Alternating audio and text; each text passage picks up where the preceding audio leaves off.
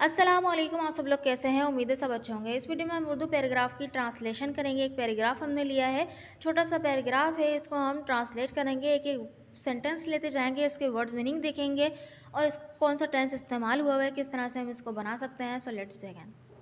First of all देखें, हम इस पैराग्राफ को पढ़ लेते हैं। पहले, बचपन उम्र का एक बेहतरीन हिस्सा है, इसलिए आपने अक्सर बड़े बूढ़े से सुना होगा कि काश वो एक दफ़ा फिर बच्चे बन जाएं।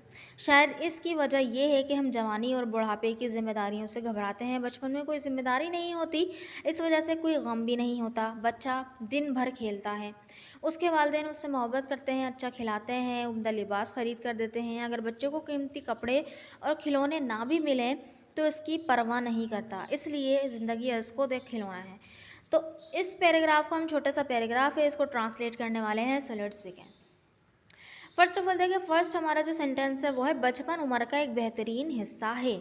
तो बचपन उम्र का एक बेहतरीन हिस्सा है, यहाँ पे अगर हम वोकेबलरी वर्ड देखें तो बचपन को चाइल्डहुड कहेंगे, और जबकि हिस्सा या अरसा, ज़माना, इस तरह का ही हम सेंस बोल रहे हैं, यानी उम्र, तो पीरियड हम कह लेंगे इंग्लिश में इसको। ठीक है, बचपन उम्र का एक बेहतरीन हिस्सा है। यहाँ पे अगर हम टेंस की बात करें तो देखिए, एक सिंपल सी बात हो रही है, यहाँ पे कोई एक्शन वगैरह जाहिर नहीं हो रहा, आप एक स्टेटमेंट दे रहे हैं प्रेजेंट में रहते हुए। तो यहाँ पर जो है बनेगा, सब्जेक्ट के बाद इस एम आर में से कोई एक आएगा। ठीक है, बचपन है, चाइल्डहुड, चाइल्डहुड एक सिंगुलर नाउन है, तो इसके बाद इज आएगा। इसके बाद जो बाकी पार्ट है वो आ जाएगा, यानी द बेस्ट, और फिर जो उम्र का हिस्सा है वो हम लिख देंगे। किस तरह देखें, childhood is the best period of life. ठीक है, चाइल्डहुड यानी कि बचपन, इज़ द बेस्ट पीरियड यानी कि एक बेहतरीन हिस्सा है, किसका? ऑफ लाइफ, उम्र का। सिंपल था ये सेंटेंस। तो नेक्स्ट सेंटेंस देखें, इसलिए आपने अक्सर बड़े बूढ़े से सुना होगा कि काश वो एक दफ़ा फिर बच्चे बन जाए। तो यहाँ पे इसलिए और काश के लिए हम यूज़ करेंगे। देखिए, दैट इज़ वाई इसलिए के लिए यूज़ करेंगे, जबकि विश, चाहना का, ख्वाहिश करना, इसके लिए हम विश का यूज़ करते हैं। ठीक है, काश के लिए। तो देखिए, इस सेंटेंस को हम ना इस तरह से बनाएंगे, जैसे इसलिए आपने अक्सर बड़े बूढ़ों को कहते हुए सुना होगा, ठीक है, या ख्वाहिश करते हुए सुना होगा कि वो दोबारा एक बच्चे बन जाएं। अच्छा, अब यहाँ पे टेंस की बात करें तो इसलिए आपने अक्सर बड़े बूढ़ों से सुना होगा, यहाँ पे हम एक पॉसिबिलिटी लगा रहे हैं, तो माइट हैव का यूज़ करेंगे, यानी पास्ट का। ठीक है, तो माइट हैव, होगा फ्यूचर का सेंस दे रहा है, लेकिन सुना होगा यानी कि ये काम हो चुका होगा। ठीक है, तो ये जो सुनने का काम है वो हो गया होगा, यानी इस तरह से आप अंदाज़ा लगा रहे हैं। ठीक है, तो यहाँ पे हम माइट हैव का यूज़ करेंगे। माइट हैव के बाद वर्ब की थर्ड फॉर्म आएगी। और देखिए, एक दफ़ा फिर बच्चे बन जाएं, तो एक दफ़ा बच्चे बन जाएं, तो ये एक हाइपोथेटिकल कंडीशन है, यानी ये वाली जो कंडीशन है, कोई चीज़ ना हो लेकिन जो है हम उसको बनने की ख्वाहिश करें, तो वो हम बनाते हैं किसमें? कंडीशनल थर्ड में। कंडीशनल थर्ड का ये रूल होता है, जब भी हम कोई चीज़ ना हो बल्कि उसको दिखाने की कोशिश करें, इमेजिन करने की, तो वहाँ पे हम क्या करते हैं? वर का यूज़ करते हैं। ठीक है, सब्जेक्ट के बाद वर, वर के बाद जो भी हम बनना चाहें वो लगा देते हैं। ठीक है, भले से सब्जेक्ट में ही, शी, इट भी हो, जब भी हम जो है वर ही लगाएंगे, लेकिन क्योंकि यहाँ पे अक्सर बड़े बूढ़े, क्योंकि प्लूरल है तो यहाँ पे वर ही लगेगा, तो सब में ही वर लगेगा बेसिकली।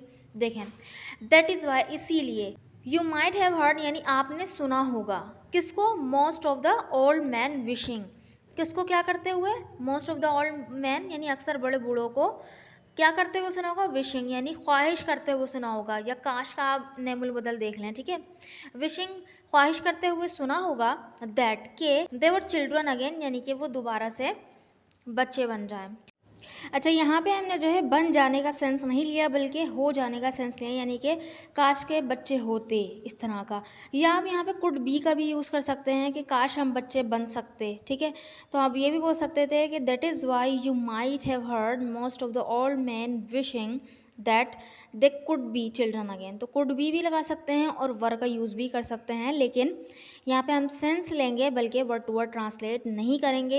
या तो हमारा सेंस होगा कि बच्चे होते, या तो बच्चे बन सकते। ठीक है, नेक्स्ट सेंटेंस है, शायद इसकी वजह ये है कि हम जवानी और बुढ़ापे की जिम्मेदारियों से घबराते हैं। तो देखें, यहाँ पे शायद के लिए तो परहैप्स का यूज़ होगा, जिम्मेदारी, रिस्पॉन्सिबिलिटीज़। यहाँ पे देखें, घबराना, घबराने के लिए हम एक सेंस में इसको ले सकते हैं कि डरना, डरने के सेंस में भी ले सकते हैं, तो यहाँ पे हम फेयर का यूज़ करेंगे सिंपल सेंटेंस को बनाते हुए। देखें, किसी भी पैराग्राफ को ट्रांसलेट करते हुए ये नहीं देखना कि हमने यहाँ पे तो इडियोमेटिक ही एक्सप्रेशंस यूज़ करने हैं और बहुत ज़्यादा हार्ड वर्ड्स ही यूज़ करने हैं। यहाँ पे हमने सेंस को निकालते हुए, अगर कोई सिंपल वर्ड भी यूज़ हो रहा है तो आप यूज़ करके इसको बना सकते हैं। देखिए कोई भी लैंग्वेज क्यों यूज़ होती है, क्यों? क्योंकि हम अपनी बात को जो है सामने वाले को कन्वे कर सकें, ऐसी ही बात है ना। तो सामने वाले को कन्वे हम किस में, ईजी से ईजी लैंग्वेज में करेंगे तो जब ही कन्वे हो पाएगी ना आराम से, ठीक है। तो ये नहीं अपनी एफिशिएंसी आप झाड़ें और इडियोमेटिक एक्सप्रेशंस बहुत ज़्यादा अपनी स्पीकिंग में और राइटिंग में यूज़ करें। ये थोड़ी जगह यानी कि कम कम यूज़ होते हैं, जैसे कि खाने में नमक के बराबर। अगर नमक ज़्यादा हो जाए तो बुरा लगता है, ये नमक कम हो जाए तो फिर भी बुरा लगता है। तो हाँ यूज़ करें लेकिन थोड़ा लिमिट में रहते हुए, सही है। तो यहाँ पे हम किस तरह बनाएंगे देखें, perhaps it is because, it is because मतलब इसकी वजह ये है, ठीक है। इट इज़ बिकॉज यानी इट इज़ ये है, बिकॉज क्योंकि, फेयर हम डरते हैं, यानी इसकी वजह ये है कि हम डरते हैं the responsibilities of the youth, यानी कि अपने जिम्मेदारियों से, जवानी की जिम्मेदारियों से, एंड ओल्ड एज और बुढ़ापे की जिम्मेदारियों से, ठीक है। सिंपल था ये सेंटेंस। तो नेक्स्ट सेंटेंस देखें, बचपन में कोई जिम्मेदारी नहीं होती। जब भी हम इस तरह बोलते हैं ना कोई कुछ नहीं होता, क्योंकि यहाँ पर देखिए कोई जिम्मेदारी नहीं होती, कोई सब्जेक्ट नहीं है, यानी किस पर जिम्मेदारी है उसकी बात नहीं की जा रही। यहाँ पर जो है डमी सब्जेक्ट का यूज़ करते हुए, यानी देयर का यूज़ करते हुए हम यूज़ करेंगे, देयर इज़ नो का यूज़ करेंगे, देन उसके बाद जो हमारा बाकी सेंस है यानी जिम्मेदारी नाउन वो आ जाएगा। तो बचपन और जिम्मेदारी के तो हमें पता है चाइल्डहुड कहते हैं बचपन को, और जबकि रिस्पॉन्सिबिलिटी को हो गई जिम्मेदारी। सेंटेंस बनेगा इन चाइल्डहुड, यानी बचपन में देयर इज़ नो रिस्पॉन्सिबिलिटी, कोई जिम्मेदारी नहीं होती, ठीक है। There is no responsibility. Next sentence देखें, इस वजह से कोई गम भी नहीं होता। आप देखें कोई जिम्मेदारी नहीं होती, सेम इसी तरह का कोई गम भी नहीं होता, तो ये भी देयर इज़ नो से ही बनेगा, और गम यानी नाउन को हम लगा देंगे ग्रीफ, ठीक है। और बच्चा दिन भर खेलता रहता है तो गम को बोलेंगे ग्रीफ, और जबकि दिन भर यानी कि होल डे अलोंग, यानी पूरा दिन खेलता रहता है या खेलता है, तो प्रेजेंट इंडेफिनिट बनेगा खेलता है। और नहीं होता तो ये देयर इज़ नो से बनेगा। किस तरह देखें, दैट इज़ वाई, इसी वजह से, दैट इज़ वाई का मतलब इसीलिए, इसी वजह से, एक ही बात है ना। That is why there is no grief, कोई गम नहीं होता, the child plays the whole day alone. Next sentence है, उसके वालिदैन उससे मोहब्बत करते हैं, अच्छा खिलाते हैं, उम्दा लिबास खरीद कर देते हैं। तो देखिए उसके वालिदैन उससे मोहब्बत करते हैं, ये प्रेजेंट इंडेफिनिट का सेंटेंस है ना। और अच्छा खिलाते हैं, ये भी प्रेजेंट इंडेफिनिट का है। उम्दा लिबास खरीद कर देते हैं, ये भी प्रेजेंट इंडेफिनिट का है। तो खिलाने को हम बोलेंगे फीड, और जबकि उम्दा ड्रेस को बोलेंगे फाइन। तो देखें किस तरह, हिज पेरेंट्स लव हिम, उसके वालिदैन उसको क्या करते हैं, मोहब्बत करते हैं, अच्छा खिलाते हैं, फीड हिम वेल, क्योंकि ये एक ही सेंटेंस चल रहा है तो फीड हिम वेल, उसको अच्छा खिलाते हैं, एंड बाय हिम, और उसे ख़रीद कर देते हैं। किसी को कुछ ख़रीद के देना तो बाय के बाद हम उस इंसान का नाउन लगा देंगे, ठीक है। देन उसके बाद जो है जो चीज़ ख़रीद के दे रहे हैं वो लगा देंगे, ठीक है। तो buy him a fine dress to wear, ख़रीदने पहनने के लिए उम्दा लिबास ख़रीद के देते हैं।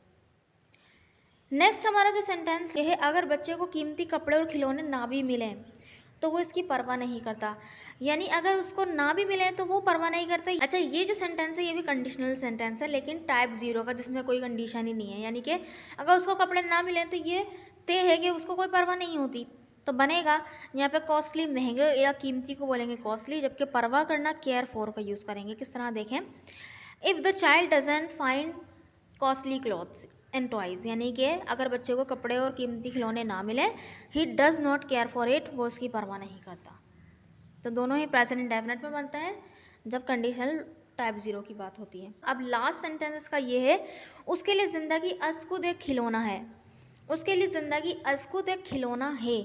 तो एक खिलौना है, ये है प्रेजेंट सिंपल का सेंटेंस जिसके अंदर कोई भी का एक्शन नहीं हो रहा। तो अज़खुद को बोलेंगे इटसेल्फ, और जबकि खिलौना उसको बोलेंगे टॉय, ठीक है। तो बनेगा फॉर हिम, उसके लिए। Life itself is a toy, यानी कि ज़िंदगी खुद ही एक जो है खिलौना है। आई होप कि आपको ये पैराग्राफ समझ में आ गया होगा, आपको ये वीडियो अच्छी लगी होगी। चलें पूरा पैराग्राफ इंग्लिश में पढ़ देते हैं। जैसे कि childhood is the best period of life. That is why you might have heard most of the old men wishing that they were children again. Perhaps it is because we fear the responsibilities of the youth and old age. In childhood, there is no responsibility.